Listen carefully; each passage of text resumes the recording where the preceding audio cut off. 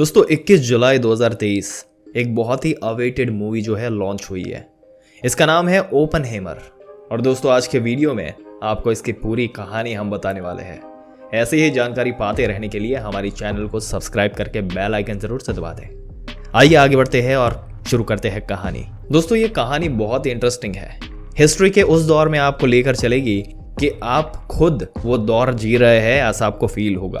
कहानी शुरू होती है एक आदमी से जिसका नाम है रॉबर्ट ओपनहीमर। ये बंदा एक साइंटिस्ट था और हार्वर्ड यूनिवर्सिटी के ग्रेजुएट था। और बात है 1930 की। ये साइंस की फील्ड में बहुत ही एक्टिव हो गया था। और दोस्तों आगे चलकर ये अमेरिका में एक बहुत ही पॉपुलर पर्सन बन गया।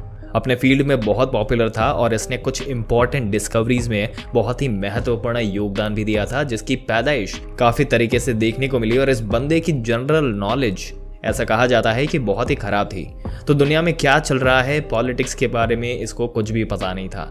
और दोस्तों हुआ कुछ ऐसा था कि जब 1939 में वर्ल्ड वॉर 2 शुरू हुआ तो बहुत सारे जर्मनी में ऐसे साइंटिस्ट थे, कुछ लोग थे जिनको अपने लिए डर लग रहा था कि यहाँ उनको खतरा हो सकता है। तो इसलिए उन्होंने जर्मनी से भागना शुरू कर दिया।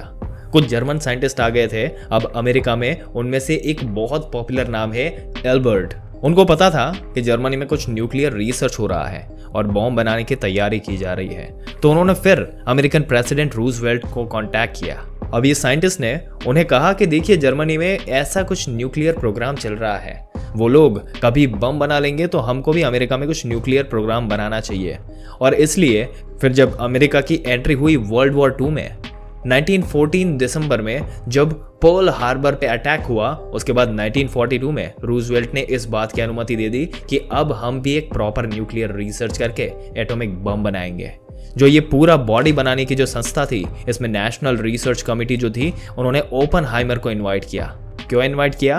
क्योंकि ओपनहाइमर ऑलरेडी थियोरेटिकल फिजिक्स में उनका नाम था, वो पॉपुलर उनका नाम था। और उन्होंने इनवाइट किया गया कि यहाँ पे वो आए और हमने जो बम का जो आइडिया बनाया, इस बम को हम फिशन करने वाले हैं। अब फिशन रिएक्शन में उनका जो न्यूट्रॉन चेन रिएक्शन होगा, आपको उसको स्टडी करिए और हमको बताइए कि ये सही हो रहा है या नहीं। अब आपकी जो राय है, इसको 1942 में ही जून के महीने में यूएस आर्मी ने टेक ओवर कर लिया और इसके साथ साथ इसके प्रोसेसेस को भी टेक ओवर कर लिया। इसको फिर नाम दिया गया मैनहट्टन प्रोजेक्ट।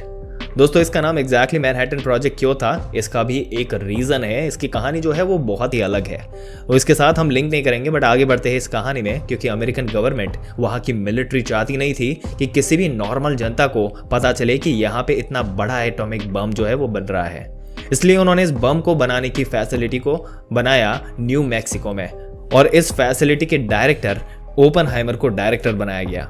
ओपनहाइमर को डायरेक्टर बनने के बाद ओपनहाइमर की रिस्पॉन्सिबिलिटी ये थी कि जितना उनके पीछे रिसर्च किया है, न्यूक्लियर रिसर्च, उन सब को यूज करके एक कॉम्पैक्ट, एक ऐसा बम बनाया जाए जिसको एक एरोप्लेन से अमेरिकन आर्मी जो है वो गिरा सके अपने टारगेट पे। और यही इनका मेन पर्पस था, क्योंकि यहाँ पर साइंटिस्ट भी काम कर रहे थे, यहाँ पर मिलिट्री भी काम कर रही थी और ओपनहाइमर का ओवरऑल वो इंचार्ज थे। और इनको इंश्योर करना था कि उनके साइंटिस्ट सेफली और सिक्योर तरीके से आर्मी के लोगों के साथ काम कर सके, जो कि ऑब्वियसली एक बहुत ही अजीब सा कॉम्बिनेशन है। क्योंकि साइंटिस्ट जो होते हैं उनका काम होता है सिर्फ रिसर्च के बारे में ध्यान देना और बम कैसे काम करेगा उसके बारे में ध्यान देना। बट जो मिलिट्री के जो लोग थे उनको ये इंश्योर करना था कि बम सही टाइम पे सही जगह पे पहुंच सके, वो सेफ रहे और उनके आसपास की सिक्योरिटी बनी रहे। तो ये दोनों टीम दोनों साथ में काम करे। और बहुत रिसर्च के बाद जब 1945 में 3 साल के बाद जुलाई 16 इन लोगों ने सक्सेसफुली टेस्ट किया इस एटॉमिक बम का। इसको कहते हैं ट्रिनिटी टेस्ट। और इसलिए देखिए जो मूवी है वो जुलाई में ही रिलीज हुई। जब ये पहला टेस्ट सक्सेसफुल हुआ और पहला एटॉमिक बम एक्सप्लोर हुआ तो ओपनहाइमर ने ये लाइन कही थी कि now I became the death destroyer of the world. और दोस्तों आपको अगर पता नहीं है तो आपको बता दे कि ये लाइन ओपनहाइमर ने भागवत गीता से ली हुई थी। और इसी लाइन को उन्होंने यहाँ पर भी कोट किया था। उन्होंने पहली बार इस एटॉमिक बम को डेटोनेट किया तो क्योंकि ओपनहाइमर जानते थे कि ये बम ऐसा है जो पूरे शहरों को तबाह कर सकता है। और इसके बाद ओपनहाइमर ने ये लाइन अपने इंटरव्यू में भी कही थी, इसलिए ये लाइन बहुत ही पॉपुलर है। दोस्तों 1945 जुलाई 16 को जब ये टेस्ट कंप्लीट हुआ तो अमेरिकन प्रेसिडेंट हैरी ट्रूमैन, क्योंकि रूजवेल्ट की डेथ हो चुकी थी और हैरी ट्रूमैन वो समय अमेरिका में नहीं थे, वो थे यूरोप में। और यूरोप में इसलिए थे क्योंकि जो वॉर चल रहा था वो यूरोप में खत्म हो चुका था। जर्मनी की हार हो चुकी थी और तीनों जो बड़े लीडर थे यानी कि अमेरिका के ट्रूमैन, सोवियत यूनियन के स्टालिन और ब्रिटेन के चर्चिल, ये लोग अब कॉन्फ्रेंस में थे कि जर्मनी में इन्होंने जो मुलाकात की थी ये डिसाइड करने के लिए कि जर्मनी के साथ अब क्या किया जाएगा जब उनकी लड़ाई खत्म हो चुकी थी, और जर्मनी को कैसे एडमिनिस्टर करेंगे, पोलैंड का क्या होगा, जापान के साथ कैसे डील करना है। ये सारी जो वो लोग बातें कर रहे थे, इसी कॉन्फ्रेंस के अंदर उन्होंने एक पोस्ट एंड डिक्लेरेशन किया। 16 जुलाई को ही टेस्ट के बाद इस डिक्लेरेशन में उन्होंने जापान से ये कहा कि आप अभी सरेंडर कर दें। अगर आप सरेंडर कर देंगे तो आपको जैसे रहना है रहने दिए जाएंगे और आपको जैसे सरकार चलानी है वो आपको अलाउ किया जाएगा। ये सारी बातें की गई और अगर आपने सरेंडर नहीं किया तो आपको बहुत सारी तबाही यानी कि डिस्ट्रक्शन का सामना करना पड़ेगा।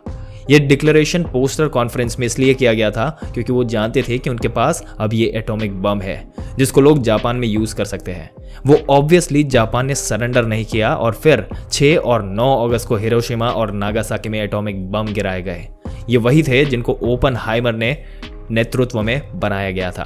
और दोस्तों, इतिहास गवाह है कि हिरोशिमा और नागासाकी में मिला के 2 लाख से भी ज्यादा लोगों की जान गई थी और इसी वजह से पहली बार दुनिया में देखा एटॉमिक बम कितने ज्यादा पावरफुल और डिस्ट्रक्टिव हो सकते हैं। इतने डिस्ट्रक्शन को देखने के बाद ओपनहाइमर को बहुत रिग्रेट हुआ और इस समय उनको लग रहा था कि उन्होंने एक ऐसे हथियार को बनाया, एक ऐसे हथियार को जन्म दिया है जिससे कोई भी देश गलत तरीके से इस्तेमाल कर सकता है। इसलिए मैनहट्टन प्रोजेक्ट के बाद इस बात को बोल दिया कि इससे आगे अब वो कोई भी और एटॉमिक बम नहीं बनाएंगे। तो वर्ल्ड वॉर 2 खत्म हो ही चुका था, इसमें एलिट कंट्रीज जैसे कि अमेरिका की जीत हो चुकी थी। बट अभी ये स्टोरी यही खत्म नहीं हुई। वो वर्ल्ड वॉर 2 जो है वो खत्म होने के तुरंत बाद एलिट कंट्रीज जो थी अमेरिका और सोवियत यूनियन, इनके बीच में आपस में लड़ाई शुरू हो गई और ये था कोल्ड वॉर। इसलिए क्योंकि इसमें एकदम ऊपर शामिल नहीं हो रही थी बट अंदर ही अंदर इनमें बहुत टेंशन थी। इनके बीच में 2 कंट्रीज के बीच में बहुत सारे जासूस थे जो एक दूसरे के सीक्रेट्स निकाल रहे थे और कांस्टेंट टेंशन जो है वो हो रही थी। कोई भी कंट्री अब दूसरे पे न्यूक्लियर वेपन फायर कर देगा ऐसा डर बना रहता था। और इन सब के बीच 1949 में अमेरिका ने अनाउंस किया कि वो लोग एक फ्यूजन बेस्ड हाइड्रोजन बम बनाएंगे और ओपनहाइमर ने कहा कि वो इस बम के साथ और इसके साथ जो भी पूरा प्रोसेस है वो इसके साथ नहीं जुड़ेंगे। और उन्होंने बम की बहुत ही निंदा की कि इससे और डिस्ट्रक्शन होगा और ये बात ऑब्वियसली अमेरिकन गवर्नमेंट को पसंद नहीं आई। अब ये बात आप भी इमेजिन कर सकते हैं। मान लीजिए कि आपके देश की सरकार कुछ करना चाहती है, वो ऑब्वियसली प्रोटेक्शन करना चाहती है और अपने लोगों को बचाना चाहती है और कोई इंसान इसका विरोध कर रहा है तो ये समझना बिल्कुल लाजमी है कि सरकार उस इंसान से नाराज हो जाएगी। और यही चीज ओपनहाइमर के साथ हुई। सरकार ने फिर उसके ऊपर जासूस लगा दिए दोस्तों, यहाँ तक कि FBI ने अपनी वॉच लिस्ट में इनको डाल दिया और इसी वजह से वो कहाँ जाते हैं, किनसे मिलते हैं, कहाँ बैठते हैं, इन सब बात पे उन्होंने नजर रखनी शुरू कर दी। और उन्होंने फिर धीरे धीरे जनता के सामने ये बताना शुरू किया कि ये बंदा कम्युनिस्ट है और ये साबित करना शुरू कर दिया कि उनका उठना बैठना उन लोगों के साथ है जो कम्युनिस्ट पार्टी है। हालांकि कभी भी कम्युनिस्ट पार्टी को सपोर्ट नहीं किया था इन्होंने और ऑफिशियली उनके साथ नहीं हुआ था, बट कुछ ऐसी चैरिटीज भी थी, जो कुछ ऐसे ऑर्गेनाइजेशन भी थे जिनके साथ ये जुड़ा हुआ था। और यही बातों को मद्देनजर रखते हुए इन लोगों ने कुछ सालों बाद अमेरिकन गवर्नमेंट ने 1954 में एक इंक्वायरी कमीशन बिठाया इस बात की जांच पड़ताल करने के लिए कि ये आदमी जो इतना इंपॉर्टेंट रहा है अमेरिका के न्यूक्लियर रिसर्च प्रोग्राम के अंदर, अगर वो बंदा गद्दार है तो बहुत बड़ी गड़बड़ हो सकती है। और इस इंक्वायरी में ये पता करना था कि क्या ये बंदा सच में गद्दार है और क्या ये बंदा कम्युनिस्ट है। और दोस्तों, इस इंक्वायरी में निकल के ये बात सामने आती है कि ये बंदा जो है वो कम्युनिस्ट नहीं था, बट इनके साथ जुड़े हुए जो लोग थे, जो कुछ उनके दोस्त थे, वो कम्युनिस्ट थे। और ये ओपनहाइमर एक सच्चा देशभक्त, सच्चा अमेरिकन था। हालांकि इस इंक्वायरी के बाद उनको देशद्रोही या गद्दार तो नहीं पाया गया, बट ये जरूर देखा गया क्योंकि इस बंदे की एसोसिएशन थी कम्युनिस्ट लोगों के साथ, इसलिए इसकी जितनी भी गवर्नमेंट पोजीशन थी इनको इनसे दूर कर दिया गया। इनके जो भी VIP कनेक्शंस थे, जो भी सिक्योरिटी क्लियरेंसेस थे, वो सारे ले लिए गए। बट इस पूरे प्रोसेस में ओपनहाइमर को जनता का बहुत सपोर्ट मिला और साइंटिफिक कम्युनिटी में, इसलिए ओपनहाइमर जो है वो एक हीरो की तरह माना जाता है। और दोस्तों, आपको बता दें कि ओपनहाइमर बहुत ही हैवी स्मोकिंग करता था, इसलिए 1967 में थ्रोट कैंसर से उनकी डेथ हो गई। तो दोस्तों, ये थी ओपनहाइमर मूवी की जो है पूरी कहानी, और ये जो इतिहास रहा है, ये इतिहास भी आपके सामने हमने 10 मिनट के अंदर रख दिया। दोस्तों, आपके क्या विचार है इस मूवी के बारे में और जो मूवी जो हमने एक्सप्लेन करी इसके बारे में? अपने विचार हमें कमेंट करके ज़रूर से बताइएगा। अगर ये वीडियो अच्छा लगा हो तो अपने दोस्तों और रिश्तेदारों के साथ ज़रूर से शेयर कर दें और ऐसी जानकारी पाते रहने के लिए हमारी चैनल को सब्सक्राइब करके बेल आइकन ज़रूर से दबा दें।